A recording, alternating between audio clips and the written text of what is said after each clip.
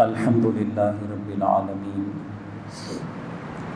والصلاة والسلام علی سید الانبیاء والمرسلین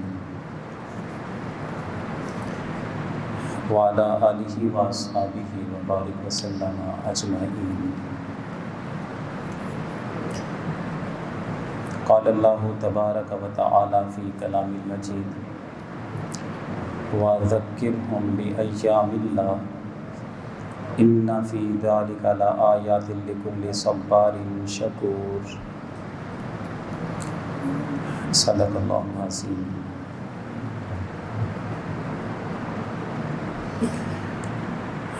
معزز سامعین و حاضرین، آج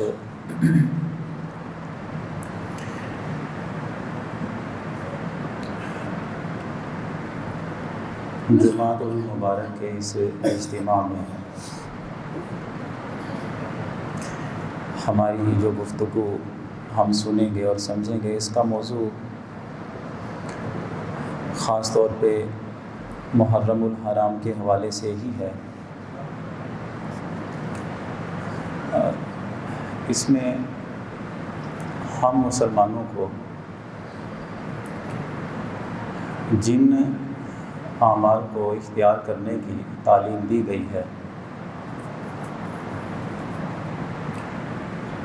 ہم وہ اعمال سمجھیں گے، لیکن کچھ مہینے ہوتے ہیں نا جس میں خصوصی عبادات کا اہتمام کرنے کی تعلیم دی گئی ہوتی ہے،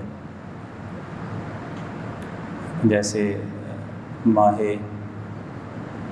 رمضان آتا ہے تو ہمارے بچوں کو بھی اس چیز کا علم ہوتا ہے کہ ہم نے روزے رکھنے ہیں، اور رات کو نماز تراویح پڑھنی ہے، قرآن عزیز کی تلاوت مکمل کرنی ہے۔ مسلمانوں کا یہی مزاج اور دستور ہونا چاہیے۔ ہر بندے کو پتہ ہوتا ہے کہ ایک مرتبہ کم از کم ہر شخص کو قرآن عزیز کی تلاوت مکمل کرنی چاہیے۔ یہ ہر بندے کو پتہ ہوتا ہے کہ روزوں کے مہینے میں یہی کچھ کرنا ہے۔ حج کے مہینے میں کیا کرنا ہے، یہ سارے مسلمانوں کو علم ہوتا ہے اس چیز کا، کہ جو صاحب حیثیت ہیں وہ حج کے لیے چلے جائیں گے، اور جو اپنے گھروں میں ہیں تو نماز عید الاضحیٰ پڑھیں گے اور قربانی کا فریضہ انجام دیں گے۔ اور کچھ دن ایسے ہیں جس میں تکبیرات تشریق پڑھی جائیں گی۔ محرم میں کیا کرنا چاہیے؟ واقعہ جو تاریخ اسلامی کا بڑا اہم ترین واقعہ ہے، واقعہ کربلا، اس حوالے سے ہمارے ہاں ایک رواج اور بن چکا ہے، یہ دستور بن چکا ہے، مسلمان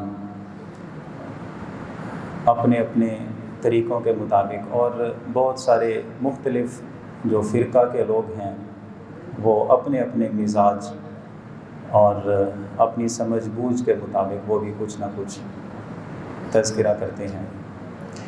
لیکن میں عرض کروں کہ ہر سال میں یہ بات آپ کے سامنے رکھتا ہوں،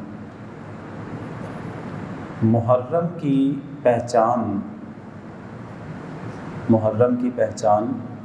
واقعہ کربلا کی وجہ سے نہیں ہے۔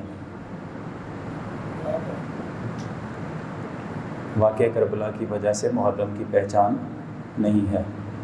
محرم کی فضیلت اور محرم الحرام کا، جیسے ماہ رمضان کا ایک تقدس ہے، ماہ ذی الحج کا ایک تقدس ہے، ایسے ہی محرم الحرام جو مہینہ ہے اس کا تقدس ہمارے دین اسلام میں آلریڈی پہلے سے موجود ہے۔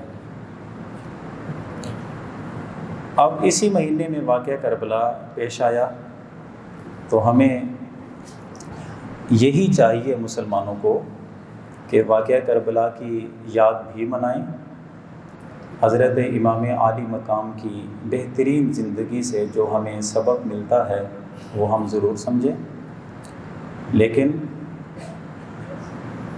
اس کے علاوہ جو ہمارے لیے اور بہت ساری تعلیمات جو ہمیں بتائی گئی ہیں، احادیث مبارکہ میں ہمیں ان چیزوں کا بھی بحیثیت مسلمان ہمیں علم ہونا ضروری ہے۔ تو اسی حوالے سے میں چند ایک چیزیں آپ کے سامنے رکھوں گا، اور جو ہمارے علاقے میں بدعات شروع ہو گئی ہیں اور اب تو لوگ بڑی ڈھٹائی کے ساتھ کرتے جا رہے ہیں، میں ان کی بھی نشاندہی آپ کے سامنے پیش کروں گا۔ قرآن عزیز کی ایک آیت مبارکہ ہے جسے میں نے آپ کے سامنے پیش کیا، سورہ ابراہیم کی وہ آیت مبارکہ ہے جس میں اللہ جل شانہ نے ارشاد فرمایا وَذَكِّرْهُمْ بِأَيَّامِ اللَّهِ، اے میرے نبی، اے میرے محبوب، آپ اپنی امت کو، لوگوں کو اللہ کے دنوں کی یاد دلایا کریں، اللہ کے دنوں کی۔ اللہ کے دن جسے ایام اللہ کہا جاتا ہے، اسے کیا مطلب مراد ہے؟ اللہ کے دن کیا ہوتے ہیں؟ تین قسم کی اس کی تشریح میں ہمارے مفسرین نے باتیں لکھی۔ اللہ کے دن کیا ہیں؟ پہلا، اللہ کے دن سے مراد یہ ہے کہ جس دن میں اللہ جل شانہ نے اپنے بندوں پہ خصوصی انعامات نازل فرمائے، چاہے وہ کسی ایک بندے پہ ہوں، چاہے وہ کسی قوم پہ ہوں، چاہے پوری دنیا میں ہوں۔ تو جو اللہ کے انعامات نازل ہونے کا دن ہوتا ہے، آپ اس دن کو ہمیشہ یاد رکھیں گے۔ یہ مطلب ہے کہ اے میرے محبوب، آپ لوگوں کو اللہ کے دنوں کی یاد دلائیں۔ یاد دلانے سے مراد کہ جن دنوں میں اللہ جل شانہ کی مہربانی ہوئی اہل زمین پہ، اس کی رحمتیں نازل ہوئیں، انعامات نازل ہوئے، عام ازیں کہ وہ ایک بندے پہ ہوں یا ایک قوم پہ ہوں، آگے اس کا ہمیشہ تذکرہ کرتے رہنا چاہیے۔ جیسا کہ ہم دیکھتے ہیں حضرت سیدنا نوح علیہ السلام، جو لوگ ان پہ ایمان لائے، کشتی میں سوار ہو گئے، وہ کشتی کنارے پر جا کے لگی تھی، محرم کا مہینہ تھا۔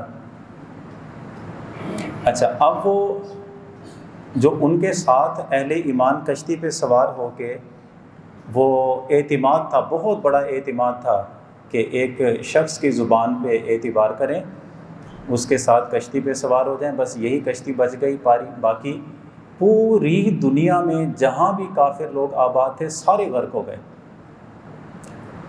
تو اب یہ ایام اللہ میں اس دن کو شمار کیا گیا، چونکہ اس دن میں اہل ایمان کو اللہ تعالیٰ نے نجات عطا فرمائی۔ یہ ہے اس آیت کا مطلب کہ اے میرے نبی، آپ لوگوں کو اللہ کے دنوں کی یاد دلائیں۔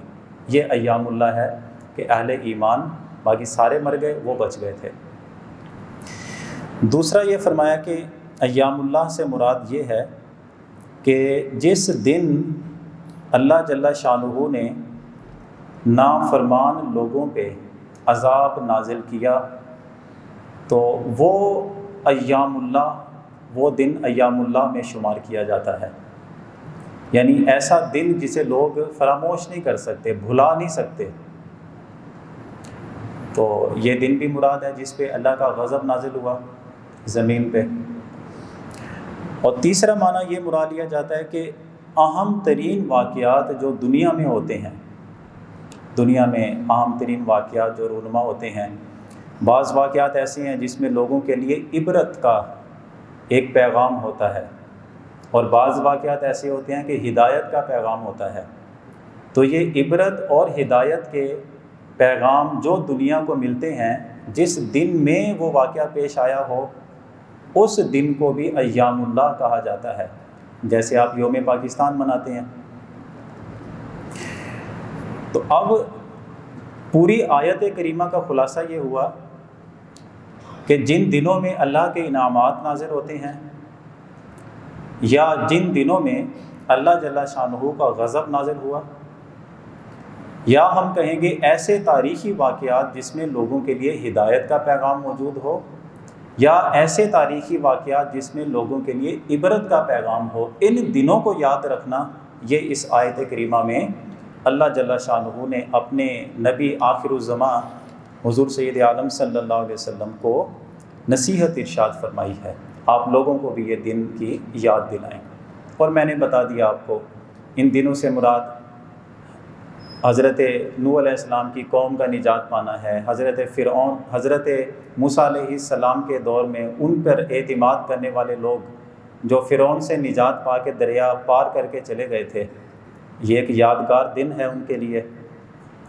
اسی طرح ہم اپنی تاریخ اسلامی میں آتے ہیں تو واقعہ کربلا بھی انہی ایام اللہ میں شمار کیا جاتا ہے کہ اگرچہ حضرت امام عالی مقام کے ساتھ لوگوں کی تعداد بہت کم تھی، لیکن جو صبر، جو استقامت اور جو دین اسلام کی سربلندی کا ایک جذبہ اس چھوٹے لشکر میں تھا، اللہ تعالیٰ نے قیامت تک اس چھوٹے لشکر کو امر کر دکھایا کہ اس کو آپ بھلانا بھی چاہیں تو بھلا نہیں سکتے۔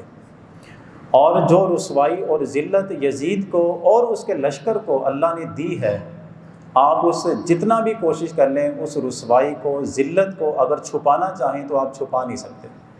یہ ایام اللہ میں اس کو شمار کیا جاتا ہے۔ اور میں چند چیزیں ایسی ہیں آپ کی توجہ اس طرح بھی دلا دوں کہ اگرچہ ہم لوگ بڑی کثرت کے ساتھ تذکرہ واقعہ کربلا کا ہی کرتے ہیں، تاہم ہمیں کچھ ایسی تعلیمات ہیں مزید جو ہمیں دین اسلام میں بتائی گئی ہیں، ان کا بھی لحاظ رکھنا چاہیے۔ میں وہ آپ کے سامنے عرض کرتا ہوں۔ پھر محرم شریف میں جو ہم تذکرہ کرتے ہیں اہل بیت اطہار کا اور ان کے خاندان کا، اس بارے میں بھی ہم سے کچھ غلطیاں ہوتی ہیں، میں ان کی نشاندہی بھی کروں گا۔ محرم کے مہینے میں حضرت ابو ہریرہ رضی اللہ تعالیٰ عنہ یہ حدیث بیان کرتے ہیں کہ ہمیں کیا کرنا چاہیے۔ ایک شخص نے حضور سید عالم صلی اللہ علیہ وسلم سے پوچھا کہ حضور، فرض نمازوں کے بعد سب سے بہترین نماز کون سی ہے؟ فرض یہ 5 نمازیں پڑھ لیں اور جمعہ پڑھ لیا فرض ہے، ان کے بعد سب سے بہترین نماز کون سی ہے؟ اور پوچھا کہ ماہ رمضان کے بعد سب سے افضل روزے کن دنوں کے یا کس مہینے کے ہیں؟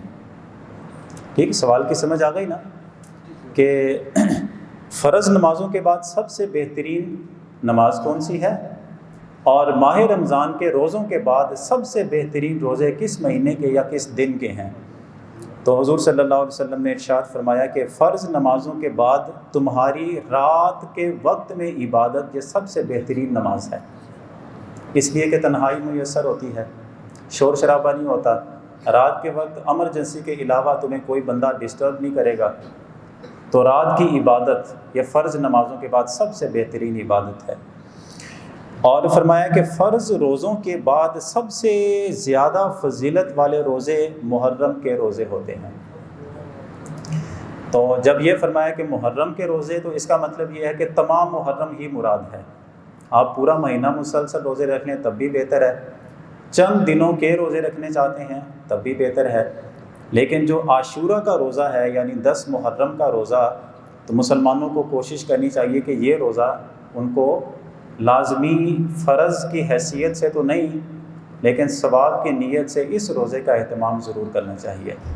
لیکن اس کے ساتھ صرف ایک نصیحت ہے جو حدیث طیبہ میں ہی بیان کر دی جاتی ہے کہ 10 محرم کا روزہ رکھیں گے تو اس سے ایک روزہ اس سے پہلے والا یعنی 9 محرم کا، یا ایک روزہ 10 کے بعد یعنی 11 کا روزہ، یہ ملا کے 2 روزے رکھے جائیں گے۔ اور اس کی وجہ بھی بیان کی گئی حدیث شریف میں کہ جب مسلمان مدینہ طیبہ میں ہجرت کر کے وہاں پہ آباد ہو رہے تھے تو یہودیوں نے بڑا جشن منایا اور بڑی خوشی کا اظہار کیا۔ حضور نے فرمایا کہ یہ کیا خوشی کا اظہار ہے؟ بتایا کہ اس دن میں حضرت موسیٰ علیہ السلام اور ان کی جو قوم تھی، اللہ نے ان کو فرعون سے نجات عطا فرمائی تھی، یہ لوگ خوشی کا اظہار کرتے ہیں۔ آپ نے فرمایا کہ اللہ نے اس سے بڑھ کے ہمیں بھی خوشی کے دن دیے ہیں، اور وہ یوم عید الفطر اور عید الاضحیٰ کا دن ہے۔ اب یہ جو لوگ 10 محرم کا روزہ رکھ رہے ہیں اور خوشی کا اظہار کر رہے ہیں، یہ لوگ تو حضرت موسیٰ علیہ السلام کا دین بھی چھوڑ چکے ہیں، یہ لوگ تو اللہ کی نازل کردہ کتاب کو بھی چینج کر چکے ہیں، اس میں تحریف کر دی ہوئی ہے۔ ان لوگوں سے زیادہ ہم لوگ حقدار ہیں کہ 10 محرم کا روزہ رکھیں۔ تو پھر آپ نے فرمایا کہ ایک روزہ اس سے پہلے یا ایک روزہ اس کے بعد ملا کے 2 روزے رکھنا۔ لوگوں نے اس کی وجہ پوچھی تو آپ نے فرمایا کہ ایک روزہ رکھو گے وہ تو یہودی رکھتے ہیں، کہیں ان کے ساتھ مشابہت نہ ہو جائے، ان کی مشابہت سے بچتے ہوئے ایک روزہ پہلے والا یا بعد والا ملا کے 2 روزے رکھنا، تاکہ 10 محرم کی فضیلت بھی حاصل کر لو اور یہودیوں کے ساتھ تمہاری مخالفت بھی ہو جائے۔ تو اس کا ہمیں اہتمام کرنا چاہیے جس بندے سے بھی ممکن ہو۔ اور دوسری حدیث ہمیں ایک اور عمل بھی بتایا گیا، حضرت سیدنا علی المرتضیٰ شیر خدا کرم اللہ وجہہ الکریم، آپ نے یہ بیان کی ہے کہ محرم کے روزوں کی بہت زیادہ فضیلت بیان کی گئی، اور آپ نے فرمایا کہ یہ اللہ کا مہینہ ہے، اس مہینے میں ایک ایسا دن ہے، یعنی یوم عاشورہ کی طرف اشارہ کیا کہ ایک ایسا دن ہے کہ جو قوم یا جو بندہ اس میں روزہ رکھے، اور اس کی فضیلت کیا ہے کہ اس دن میں اللہ کے ایک بندے نے اور پھر ایک قوم نے توبہ کی تھی، تو اللہ نے اس بندے کی یا اس قوم کی توبہ قبول فرما لی تھی۔ اب فضیلت یہ ہے کہ جو بندہ بھی اس دن میں روزہ رکھے گا اور توبہ استغفار کرے گا، اللہ تعالیٰ اس بندے کی توبہ قبول فرما لے گا۔ یہ قبولیت کے ایام میں اس کو شمار کیا جاتا ہے۔ اور پھر انفاق کے حوالے سے، یعنی آپ جو مالی طور پہ خرچ کرتے ہیں، تو اس کی فضیلت بھی بہت ساری بتائی گئی۔ ایک حدیث شریف میں یہ بتایا گیا، روایت ہے کہ جو شخص 10 محرم الحرام کو اپنے اہل و عیال پر اپنی وسعت کے مطابق خرچ کرتا ہے، تو فرمایا کہ اللہ جل شانہ پورا سال اس کے رزق میں فراخی عطا فرمائے گا۔ گھر والوں میں تو ویسے بھی خرچ کرتے ہیں، لیکن اس دن خاص طور پہ کوئی اہتمام کر لینا چاہیے۔ وہ اہتمام کیا ہے؟ ہمارے تاریخ اسلامی میں آپ دیکھتے ہیں کہ واقعہ کربلا جو ایک واقعہ پیش آیا، تو ان نیک اور پاک ہستیوں کا تذکرہ کرنے کے لیے بیٹھیں، اپنے خاندان کو بلائیں، سارے بیٹھ کے قرآن عزیز کی تلاوت کریں، سارے فاتحہ خوانی کریں، ایصال ثواب کریں، اور اس میں آپ ان کے لیے کچھ خرچ کریں، یعنی کھانے کا اہتمام کر لیں، آپ ضیافت کا اہتمام کر لیں۔ اس بہانے کے خاندان بھی اکٹھا ہوا اور آپ نے قرآن خوانی بھی کر لی، ایصال ثواب کا اہتمام بھی کر لیا اور خرچ بھی کر دیا۔ اس سے فرمایا کہ ثواب تو ثواب ہے ہی، لیکن اللہ تعالیٰ پورا سال اس کے رزق میں فراوانی عطا فرما دیتا ہے، یعنی رزق میں اضافے کی طرف اشارہ بیان کیا گیا۔ اب آتے ہیں تھوڑا سا اس عمل کی طرف بھی۔ ہم نے مشاہدہ یہی کیا ہے اپنے معاشرے میں، محرم کا مہینہ جیسے ہی شروع ہوتا ہے تو بہت سارے لوگ ہیں وہ سیاہ لباس پہلے سے سلا کے رکھا ہوتا ہے، اور وہ بڑے اپنے آپ کو ظاہر کرتے ہیں کہ ہم لوگ بڑے دکھی ہیں اور ہم لوگ سوگ کی حالت میں ہیں، اور پھر یہ سوگ مسلسل لوگ مناتے ہیں، 10 محرم گزر جاتا ہے پھر بھی وہ چلتا رہتا ہے۔ لوگ اس میں نوحے بھی سنتے ہیں، لوگ اس میں پھر ایسی تقریریں سننے کی کوشش کرتے ہیں جس میں رونا آئے بندے کو، اور تقریریں کرنے والے بھی تیاری اس لحاظ سے کرتے ہیں کہ لوگوں کو رلا سکیں۔ تو چونکہ تذکرہ ہی ایسا ہے کہ اسے سن کے دل نرم ہو جاتے ہیں، اور جو محبت کرنے والے ہیں، ادب احترام کرنے والے ہیں، جب بھی واقعہ کربلا سنتے ہیں تو ان کی آنکھوں سے یقیناً آنسو بھی نکل آتے ہیں، دل دکھی ہو جاتے ہیں۔ لیکن ایک بندہ تکلف کے ساتھ کرتا ہے، بناوٹ کے ساتھ کرتا ہے، تصنع اختیار کرتا ہے۔ تو چند چیزیں اس میں بہت ضروری ہیں، سن لیجئے۔ رہی بات سوگ منانے کی، تو حدیث طیبہ کا جو مفہوم ملتا ہے اس میں یہ ہے کہ 3 دن سے زیادہ کسی بھی فوت ہونے والے پر سوگ نہیں منایا جا سکتا۔ سوگ کم از کم 3 دن گزر گئے، اس کے بعد ختم۔ حضرت سیدہ ام المومنین حضرت میمونہ رضی اللہ تعالیٰ عنہا، یہ حضرت ابو سفیان کی صاحبزادی ہیں، ام المومنین ہیں، تمام مسلمانوں کی ماں کا درجہ رکھتی ہیں۔ ان کے والد گرامی حضرت ابو سفیان کا جب انتقال ہوا، یہ غور سے سنیے گا، جب ان کے والد گرامی کا انتقال ہوا، تیسرے دن یہ جو بیٹی ہیں ام المومنین ہیں، انہوں نے کیا کیا؟ نیا سوٹ پہنا، خوشبو لگائی، زرد رنگ منگوا کے، جیسے آپ مہندی کہتے ہیں، زرد رنگ منگوا کے انہوں نے اپنے ہاتھوں پہ پیروں پہ لگایا، اور یہ عورت کی زینت کی باتیں ساری شمار ہوتی تھیں، یعنی کسی فنکشن کے لیے جو اس نے زینت اختیار کرنی ہے، بند سنور کے کہیں جانا ہے، سوٹ پہننا ہے، تو یہ طریقہ اختیار کیا۔ اب خواتین کٹھی ہو گئی، کہنے لگی ام المومنین کیا آپ کو نہیں پتا کہ آپ کے والد صاحب کا انتقال ہو گیا؟ اور تیسرے دن ہی آپ نے یہ زینت کا کام کیا۔ تو اس وقت حضرت ام المومنین نے ارشاد فرمایا کہ اے میری بیٹیوں اور بہنوں، میں تمہیں یہی بات سنانا چاہتی ہوں اور یہی سمجھانا چاہتی ہوں کہ ہمارے جانے جہاں حضور سید عالم صلی اللہ علیہ وسلم نے ارشاد فرمایا کہ جو خاتون اللہ اور قیامت کے دن پہ ایمان رکھتی ہے، اس کے لیے یہ بات جائز ہی نہیں ہے کہ کسی میت کے بعد وہ 3 دن سے زیادہ سوگ منائے۔ تمہیں یہ سمجھانا چاہتی ہوں، اگرچہ میرا باپ فوت ہوا ہے، لیکن حضور نے جو ہمیں تعلیم ارشاد فرمائی کہ 3 دن کا سوگ ہے، تیسرے دن ختم ہو گیا، چوتھے دن سے پہلے سوگ ختم ہو گیا، سوائے ایک خاتون کے، اور وہ خاتون ہے جس کا شوہر فوت ہو جائے، وہ 4 مہینے 10 دن تک عدت میں رہے گی، اور اس عدت کو سوگ کے دن ہی قرار دیے جاتے ہیں۔ لہٰذا ہمارے جو نیوز میں یہ بات آتی ہے کہ محرم الحرام کا مہینہ شروع ہو گیا ہے اور تمام امت مسلمہ سوگوار ہے، یہ سوگوار آپ کہہ کر امت کو کیا تعلیم دے کر اور حضور کی کس سنت کی آپ مخالفت لوگوں کو بتا رہے ہیں؟ تو یہ چیزیں ہمارے مسلمانوں کے لیے ہیں، ہمیں خاص طور پہ ان چیزوں کو سمجھنا چاہیے۔ تذکرہ سن کے آپ کے دل غمگین ہو جائیں، تذکرہ سن کے آپ کے دل میں نرمی پیدا ہو جائے، یہ ایک فطری تقاضا ہے۔ لیکن حلیہ ایسا بنا لینا، حلیہ ایسا جیسے کسی کے ہاں فوتگی ہو تو کہتے ہیں کہ گھر میں کوئی چیز نہیں کھائیں گے یا پکائیں گے بھی نہیں، مل کے بیٹھ جاتے ہیں، کوئی زیادہ بات چیت نہیں کرتے، کیوں؟ فوتگی والا گھر ہے۔ اس طرح کا ماحول بنا لیا جائے تو حضرت اعلیٰ حضرت امام احمد رضا خان فاضل بریلوی علیہ رحمہ آپ نے ارشاد فرمایا کہ محرم الحرام کے ابتدائی 10 دنوں میں کسی بھی طرح کا سوگ منانا حرام ہے۔ یہ ہماری قوم کس طرف چل پڑی ہے، ہمارے لوگ کس طرف چل پڑے ہیں؟ سوگ منانے کی تشریح آپ نے خود فرمائی، وہ کیا ہے؟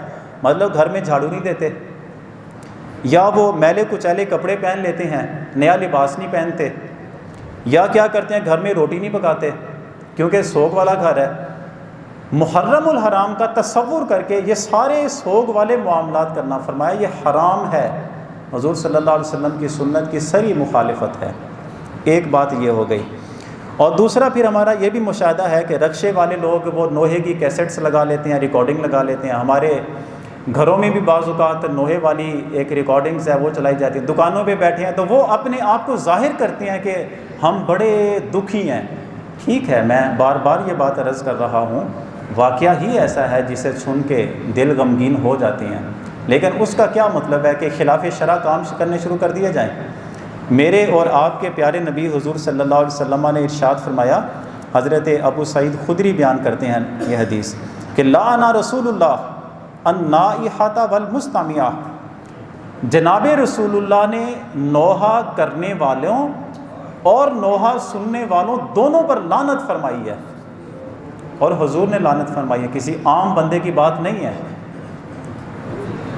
اور اس کو بڑی گہرائی سے آپ لیجئے گا، راہ جاتے ہوئے کوئی بندہ آپ سے ملے اور کہے کہ لعنت ہے تیرے تے، کبھی برداشت کر سکیں اس چیز کو؟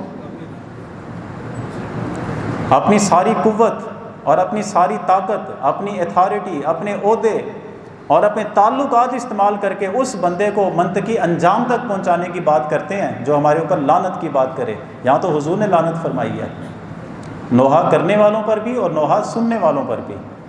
اور ہمارے ایک رواج بنا ہوا ہے، یار دوست مل کے بیٹھ جاتے ہیں، یوں ہی بیٹھے ہوئے ہوں کی کریے، میوزک تو سن نہیں سکتے آج کل، کوئی واہ حیاتی تے کر نہیں سکتے، ہوں کی کریے، چلو نوحہ سنی رکھیے، لوگوں کو پتہ لگے گا بڑے حب علی رکھنے والے، حب امام حسین اور حب اہل بیت رکھنے والے ہیں۔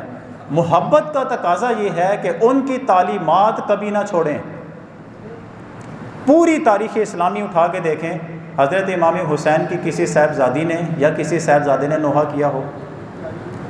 انہوں نے تو جس وقت آپ اکیلے رہ گئے تھے اس وقت بھی اپنی ہمشیرہ حضرت زینب رضی اللہ تعالیٰ عنہا کو بلا کے آپ نے ارشاد فرمایا تھا کہ میری بہن میرے ساتھ وعدہ کرو، اب صرف میں بچاؤں، ان لوگوں کو میری جان چاہیے، اب میں بچاؤں میری جان تو لے کے رہیں گے، لیکن میری بہن میرے ساتھ وعدہ کرو، اپنے کپڑے نہ پھاڑ لینا، اپنے چہرے پہ تمانچے نہ مارنا، تمہاری آواز لوگوں کو سنائی نہ دے، خیال کرنا مسلمانوں کے گھر میں جنم لینے والی خاتون ہو، مسلمانوں کی تہذیب نہ چھوڑ دینا۔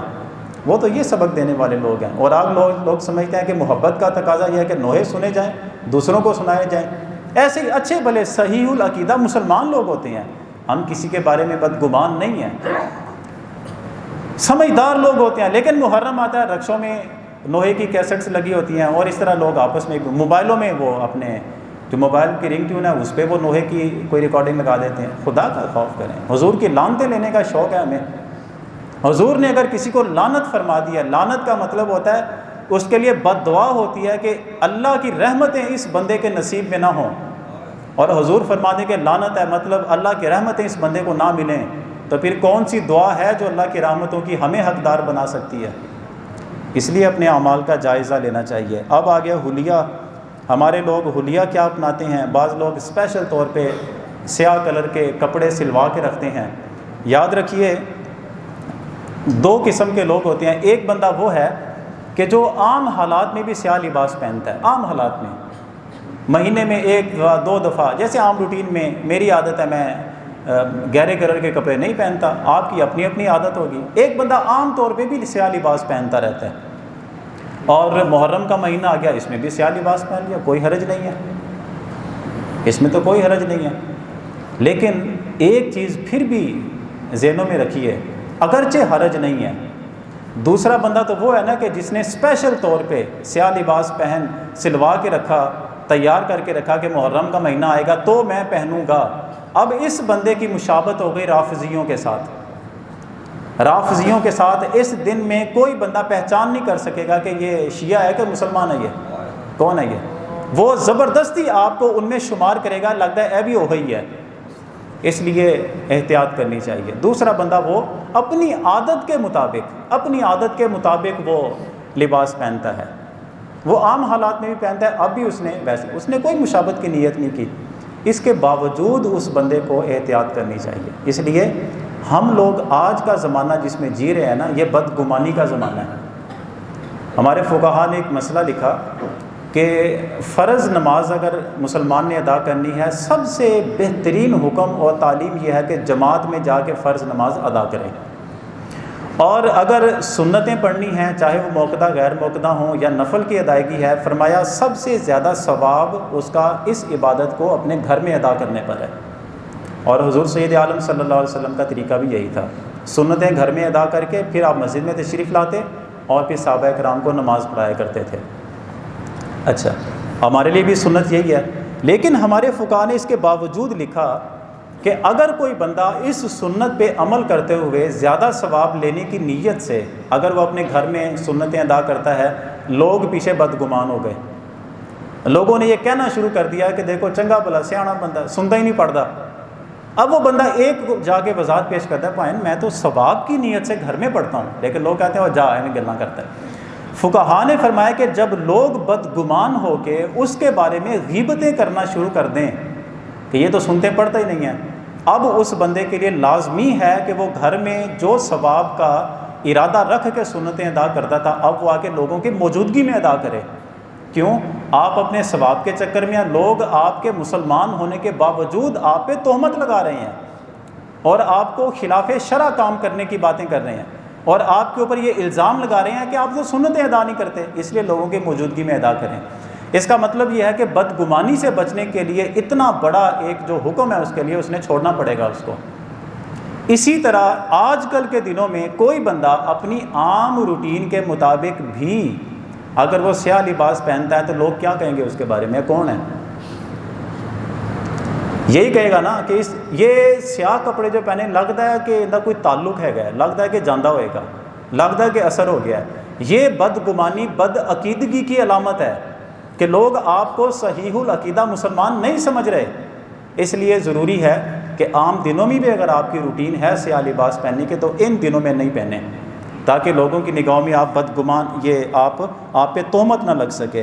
اسی لیے سیدی اعلیٰ حضرت علیہ رحمہ نے آپ نے ارشاد فرمایا کہ محرم کے دنوں میں 3 قسم کا لباس، 3 رنگت والا لباس مسلمانوں کو نہیں پہننا چاہیے۔ پہلا آپ نے فرمایا کہ سیاہ لباس، یہ مسلمانوں کو اس کے ابتدائی دنوں میں نہیں پہننا چاہیے، کیونکہ یہ رافضیوں کی علامت ہے، جسے آپ اہل تشیع کہتے ہیں۔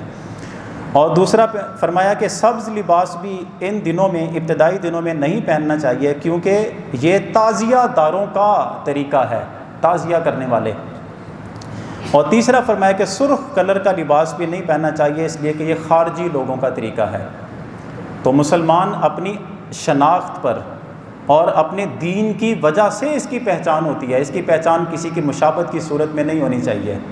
جس طرح عبادت آپ کو باقی سارے مذاہب سے الگ کر دیتی ہے، آپ کا کلمہ آپ کو سارے باقی مذاہب سے الگ کر دیتا ہے، آپ کا جو قرآن ہے یہ آپ کو سارے مذہبوں سے الگ کر دیتا ہے، اسی طرح بندے کا ایسا حلیہ اختیار کرنا چاہیے کہ آپ کا وہ حلیہ باقی ساری مشابہتوں سے آپ کو بچا کے الگ مسلمانوں والی پہچان پہ لے آئے، یہ طریقہ اختیار کرنا چاہیے۔ باقی بہت سارے اور بھی جاہلانہ قسم کی رسمیں ہمارے بن چکے ہیں، چھلے پہن لیتے ہیں، کڑے پہن لیتے ہیں، گلے میں زنجیریں، اور پھر اس طرح کی اور خلاف شرع کام کرنے شروع کر دیتے ہیں۔